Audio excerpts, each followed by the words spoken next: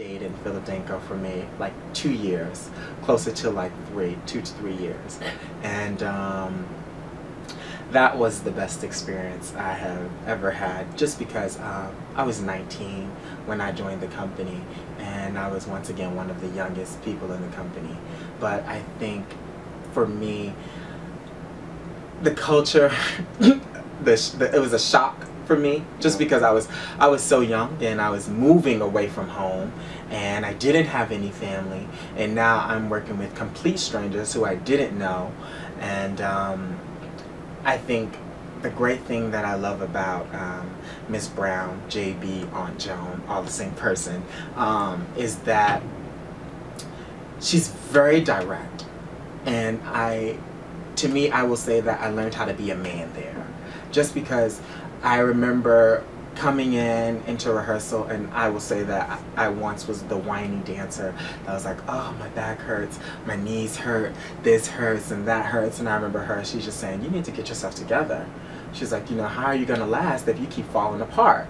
And she was like, you know, there are dancers here who have back injuries, that have this, and they've had knee surgeries, but they make it work. They make it happen. And she's like, you have to make it happen. And she was like, whether you have to take class every day, you do that. She was like, whether you need to get acupuncture, if you need to see a physical therapist, you need to make sure you're taking care of that. She was like, I can't have you if you're just going to be here crying and whining. I'm going to have to send you back home. And I was just like, okay, I'll figure it out. That's wonderful. But it was just a really great experience there. And what I loved about Miss Brown is that she's just an amazing woman, and there's so much talent that came through Philadelphia.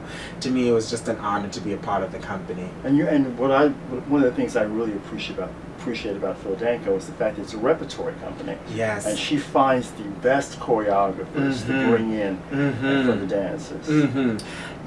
Yeah, definitely. I say that I've gotten an opportunity to work with a few different choreographers, and also I got an opportunity to perform ballets that I never thought I would. I've done works by Tally Beatty, I've done works by Jean Hill Sagan, George Faison, and it's just been a great experience. Just the idea of learning choreography and getting the essence of the choreography, and then kind of like after you finish in the ballet, put it in the back of your head and changing your head to do another ballet. And that's what was always very exciting. I remember being in rehearsal, and Miss Deborah Chase, she would be like, all right guys, change your head, change your costume, and we would run out, we would change our clothes, and we would come back in and be like, okay, let's do it, let's get ready for the next ballet. So it was very exciting to do that, the idea of changing your head and changing your mindset to really adapt and get into the groove of what those ballets were.